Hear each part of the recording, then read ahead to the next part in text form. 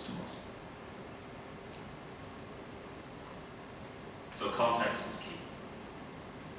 Hans de Wit is one of the major theorists on internationalization in education in Europe. He's recently taken up a post at the Center for International Education in Boston. And he says that, again, he reiterates what Jane Knight has said, that context is key. We have many different types of institutions, many different levels, many different local, national, regional environments and contexts. So how internationalization is implemented and expanded has to be informed by those contexts, by those environments. The process has to be contextualized. And this is also true of our evaluation of internationalization. We need to look at why we're internationalizing.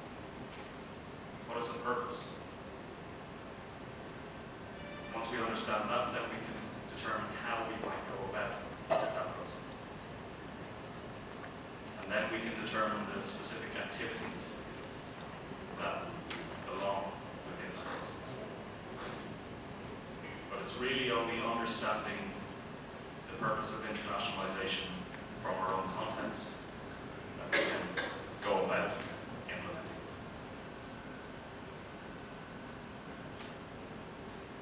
So I took these questions to the discussion forums, to the workshops around the country. And these are the questions that I asked.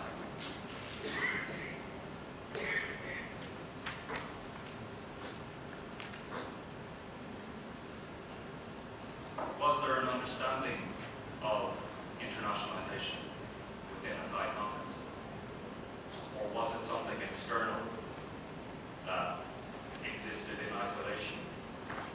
That there was a roadmap that just needed to be applied, shoehorned into a Thai context? The question of why we are internationalizing seemed quite strange to some of the participants of the workshop. A lot of people said, well, why not? But I think we deserve a deeper answer than just why not. There are some very good reasons there. The way in which we internationalize, the way in which we measure internationalization, if at all. Do we measure? And then what do we measure? Do we measure metrics? Numbers of international students, numbers of international staff, numbers of MOUs, whether they be active or not? And if we measure, do we measure for the sake of measurement? Or do we measure with a purpose in mind? What is done with the results of measurement and evaluation? The last question was based on a hunch. That having been here in 2013, having seen a strong and collaborative higher education community, I had a belief that this community could be stronger. They could work together more closely for their mutual benefit. Because if we consider that each internationalization context is different, then we're not really competing with each other. We're all after the same goal. We all want to see internationalization become deeper into the fabric of Thai society, Thai higher education. And we want to see Thailand represent itself in a larger way in the international education community, more visible as a destination, a source for research. So I proposed an international framework, or an international strategy framework for Thai higher education institutions. That they would first look at the why. I hope that's visible. Who are we as an institution? And why do we want to internationalize? What are the rationales for that? Only after we've answered those two questions can we look at specific activities, specific processes, and where in the university we should have internationalization taking place. Is it something that only belongs in the international office? Or should it be throughout the institution? So much so that you can even find it in the canteen, based on what's offered. Is the food halal, for example? But this is grounded in an understanding that there are very specific variables at work in institutions. There are limits on resources. There are limits to time. There are limits to the staff that can be engaged in such a matter. So we need to consider how the inputs fit into this strategy, this overall strategy, and what outputs are then produced.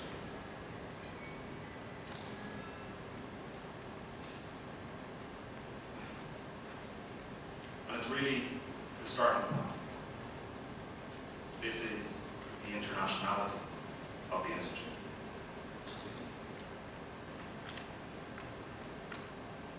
Outputs are really only the first step.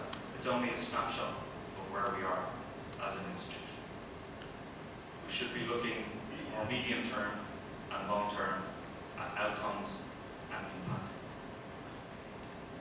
What is the outcome for a student who has gone through an institution that is implementing certain internationalization initiatives? Are they better prepared? Are they better prepared for the world of work, for life in a more globalized society? What is the impact? If I can refer to a recent study on the Erasmus program, the impact study of Erasmus, looking at 30 years of Erasmus, millions of people's lives who have been touched by that experience and the benefits of that experience. We should be able to do the same thing in Thailand. We should be able to do the same thing in ASEAN. So, moving on to findings. We had findings in workshops, and the findings in the workshops informed the development of the questionnaire, informed the development of the overall strategy and approach. There is a solid understanding of concepts of internationalization, but the contextual side of internationalization seemed to be less well understood. It was surprising that we can, in many ways, disregard a lot of the theorists, what the theorists say about practices, processes, activity, and look to ourselves, look inside and say, well, how do we want to approach this?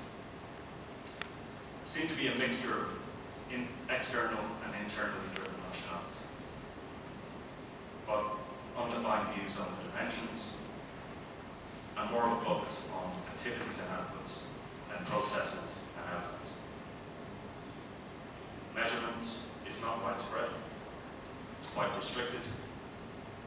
Restricted not only in terms of time or scope, but also in terms of the approach, a more quantitative than qualitative approach. Again, quite non-contextual. Evaluation fatigue, constantly receiving questionnaires from outside sources, isn't exactly what high institutions want to be doing with their time, want to be doing with their strategy. And I must apologize for sending out yet another questionnaire, quite a lengthy questionnaire for you to fill out. But sometimes this is the only way to begin. Self-directed evaluation and iterative improvement is not widely evident. But institutions are open to collaboration, and they do want to work together to improve their practice, to improve their overall program. So, if we move to mapping of internationality, distinction between internationality and internationalization is that internationality is where we are at this point in time, where we are now. In order to evaluate, we need to know where we are. We also need to know where we're going, but we all need to start with one. So as I said, the questionnaire was rather lengthy. There was a reason for this. The questionnaire was pitched at the highest level possible. It was meant to be challenging. It was meant to be difficult. It was asking for data that maybe doesn't exist yet. But it was important to test the boundaries to see how far institutions can go in terms of evaluating or mapping their own institution. We were looking for where Thai institutions sit on a continuum of internationalization, and we were looking at indicators, dimensions, institutional data, student data, academic staff, administration, funding and finance, research, student services, of course academic services. Not all institutions are internationalizing in all of these areas, but it would be remiss of me not to consider that some are. The response rate was, I'm told, good, all considered. 59 respondents out of 150 universities, 39.3. That's rounded up to 40, 47 cents back. It came from all regions, all types of institutions within Thailand. Strategy is evident, it's there. Institutions are either aware they don't have a strategy, are currently working on one, or already implementing a strategy. There is a good understanding of the importance of this. The rationales, the reasons. I asked the institutions to rank from 1 to 10. What we see here is that teaching and learning, ASEAN integration, international awareness are very important in the rationales for internationalization in Thailand. Diversifying revenue, benchmarking, competing with peers, less important. So again, it's very inclusive. It's very developmental. It's focused on the outcomes for students and the institutions themselves. So improving teaching and learning, international cooperation, and international awareness of staff and students. The barriers to internationalization, and there are some. Just at the top, it's limited faculty interest. So again, we can see here that not promotion criteria, little strategy seem to be less important. The most cited barriers are foreign language issues, students and staff, financial resources. Lack of government support was surprising, and not something that really came out of the workshops. I think at the workshops people were very happy with the level of support they were receiving. So I was quite surprised that this was contradicted in the questionnaire. I think, again, we have to remember that internationalization is not a top-down approach. It's bottom-up. It's up to the institutions themselves to implement internationalization initiatives. And based on my time at OVEC, maybe I'm biased, but I see a very supportive government structure and community to improve internationalization opportunities in Thailand. Looking at the origins of international students at Thai institutions, I should explain here, ASEAN plus 3 refers only to China, Korea, and Japan. hosted in Thailand are from ASEAN countries. ASEAN plus 3 countries comes next, or dialogue partners, I should say. The EU has a significant number of international students. Destinations. Very few Thai students are choosing to study in ASEAN. This is potentially a problem, something that is being addressed through various initiatives like the AIMS program, but with Japan added to the AIMS program, a lot of students are choosing to study in Japan and other dialogue partners. So, some other findings of the questionnaire. Measurement of performance outcomes has not been implemented on a large scale. Measurement is largely confined to outputs and data, and this correlates with findings from the workshops. Again, external, non-contextual methods of evaluation are significant. Only 40.6% have a policy of measuring outcomes of internationalization initiatives. And again, some of the metrics or some of the approaches to evaluation seem to be quite externally driven. We've had mention of ranking systems being used as a good objective measure of internationalization. I find this troubling. I think there are better ways than purely looking at ranking systems. And then 44% don't have quality assurance systems in the US. So how do we move beyond this? Well, we haven't done research for the sake of research, and we haven't sent you that questionnaire only to gather the data for it never to be seen again and never utilized. So that is the first step in the process. We have undertaken an initiative to map the rate of internationality at Thai higher education institutions.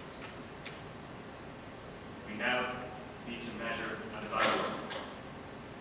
We need to look at where do the institutions sit in terms of their relative development in internationalization. So we're looking at a continuum of internationalization for Thailand. And then we need to profile and balance. While I have control of the first process, I don't have control of the second two. The second two are the responsibility of the institutions themselves and the stakeholders of those institutions. But I am willing to provide recommendations on how best to go about it. So I've mentioned this internationalization continuum.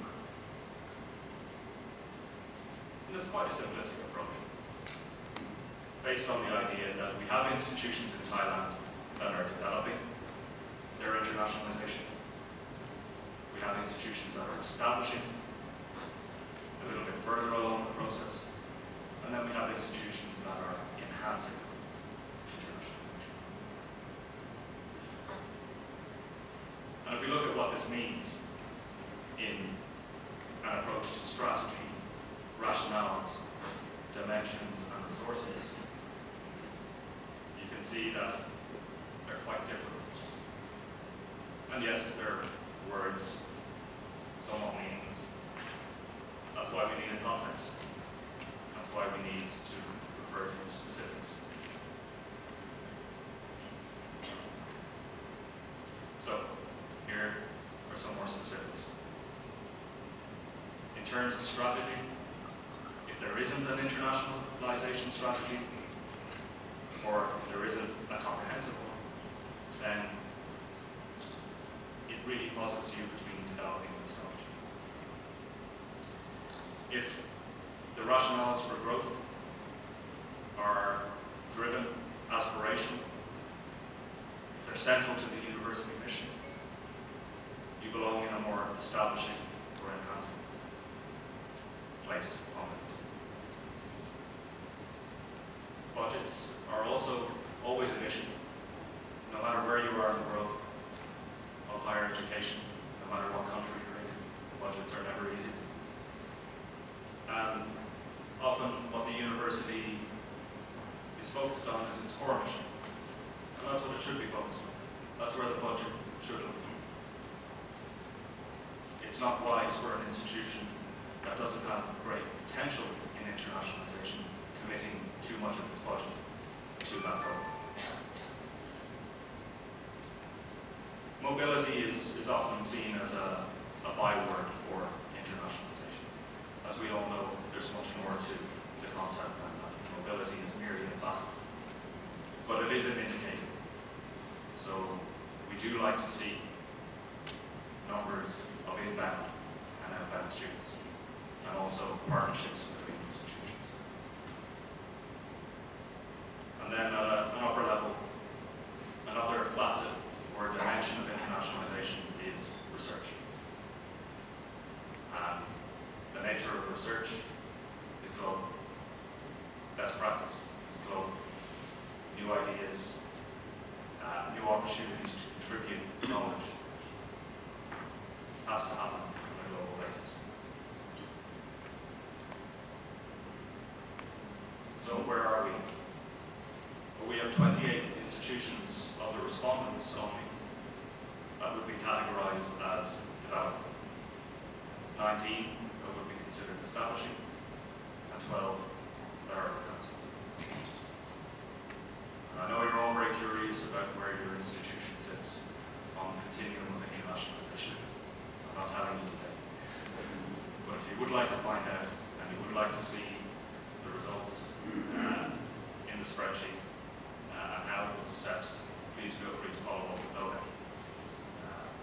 I can't quite recall today for each institution.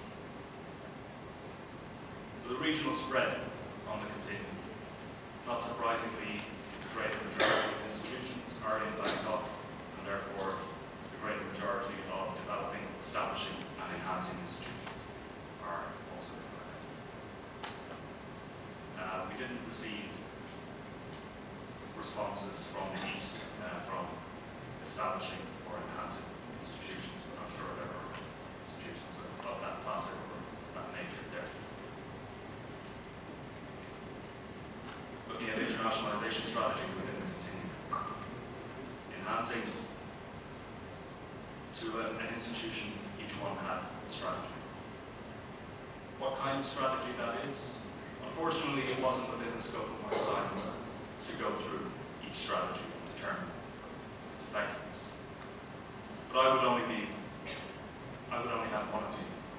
The strategy cannot be evaluated by just one person. It needs to be evaluated by the stakeholders, by the participants. Which is why we move now to profiling and validating.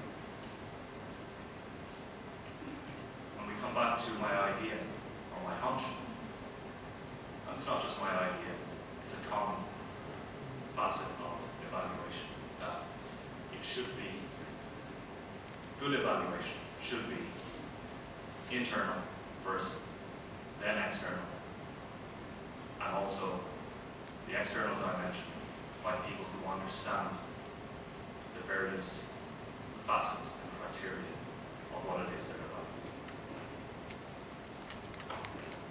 If we look at internationalization and how it's being done in Europe, some of the most effective organizations and models have actually come out of the Netherlands. The NBAO is the Netherlands and Flanders.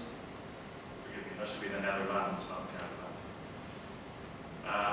And it established a program at its institutional level to assess frameworks, programmatic and institutional level, an assessment framework on the quality of internationalization. It was one of the very few, and it led on from NOFIC's mapping of internationalization, and also the INPI measure developed by Shea Consult and the DAAD. The NBAO was pilot tested on 24 programs within 12 HEIs. And it's recently been picked up and referenced extensively by the European Consortium for Accreditation under the sequent measure. Now, I invite you to look at these in more detail, but let's bring the focus back to Thailand. The features of these programs are grounded in research criteria. There must be rigor, there must be validity. Without that, the research is inadmissible. Without validity, evaluation, internal and external, it won't pass. It won't be published. It won't be peer reviewed. So we should apply the same criteria, the same rigor, the same level of validity to our internationalization that we do to our research initiatives within institutions. Why are we gathering data for the sake of gathering data? We're not analyzing it and then using it. It's a meaningless exercise. It's an academic exercise, perhaps. But internationalization demands practice. It demands action. And we need the voice of our peers. We need the advice of our peers. So developed for the community by our community. One of the most effective ways of translating research into action is the action research methodology. And it's a critically reflective or critical theory paradigm. It's about solving problems. It's about using research for practical purposes. And it's about generating outcomes, real outcomes for real people, for real institutions, through research. Meaningful action plans, strategy. And this methodology works best when there are more people at the table, stakeholders, people who understand the context, who understand what is required, and who also have a refined sense of what's workable, what's realistic. So it's not grounded in the theory only, it has a place in practice. Those of you who attended the workshops will have seen this also. But this is just a very, I think, a very concise visualization of what a community practice model using action research can deliver. And if we apply this to internationalization, then there's a good indication that we're on the right track. So, these two concepts, action research within communities of practice, form the basis of my recommendation.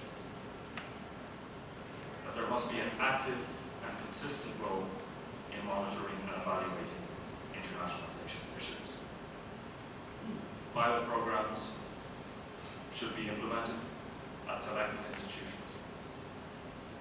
And these programs should be evaluated by communities of practice, by working groups set up to look at particular facets, the dimensions and activities that are forming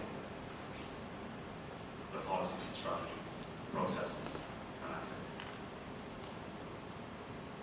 Universities need to leverage their existing facilities. There is a problem with outbound mobility. Not so much of a problem within them. There needs to be, I think, a little bit more focus on ASEAN.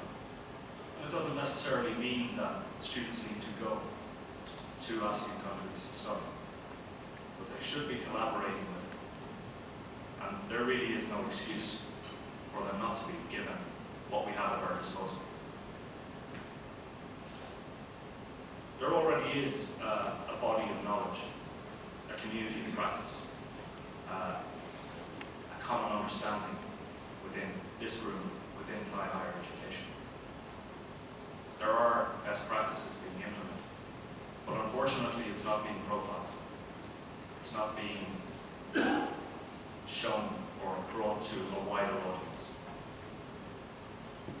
And I think there is potential for a journal on internationalisation within Thailand that you and your colleagues can contribute to. And it's a physical representation of the knowledge that is in not only this room, but in the wider Thai community and the ASEAN. Thailand already has so many unique institutions, unique programs, and unique research to offer. It's not a surprise that Harvard has a Center for Thai Studies. So, really we need to look at raising the visibility of Thai institutions a little bit higher. And one way of doing that is by establishing a unified Thai higher education brand with visibility worldwide and a common strategy. But again, this needs the input of the institutions. It needs to be a product of the stakeholders of Thai higher education. So as we've seen, there have been significant amount of models developed to evaluate and measure internationalization, not only in Europe, but elsewhere, in the ACE, in the United States. Most of them, I would have to say, have come from Europe. And the NBAO and CQUIN do provide, I think, a good starting point, a very workable starting point for Thai institutions to look at. But it's not enough just to take a model that's external and apply it to this context. That doesn't make any sense if we all agree that internationalization is context-bound. So the models and tools need to be developed in Thailand for Thai higher education institutions, by Thai higher education institutions, and by the community of practice that is here. And if we look at the concept of mapping and measuring and evaluating as starting points until the institutions themselves and the stakeholders come together to profile and validate those findings. It's very easy to send out questionnaires. It may not be as easy to fill them out or to complete them, particularly within limited time. But it's more effective if, as a community, you determine what are the criteria, what are the measurements, how do we determine where people lie on a continuum. And we take that and we feed it into the plan. We feed it into the development of a modified strategy, a strategy that is more effective for a new reality. As we said, internationalization is a process. It doesn't stand still. There are new developments. So we constantly have to update our knowledge, redevelop our strategy, and redefine where we sit in that continuum. Thank you very much for your attention this morning. I look forward to your questions. I look forward to speaking to you later.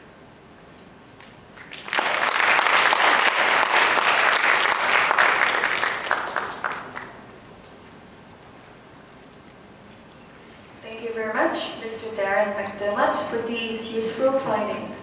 Before we join listening to the next session on reflection on desirable models for measuring internationality of Thai universities charting future path, let's take a 5 minutes stretch break and welcome back in 5 minutes. Thank you.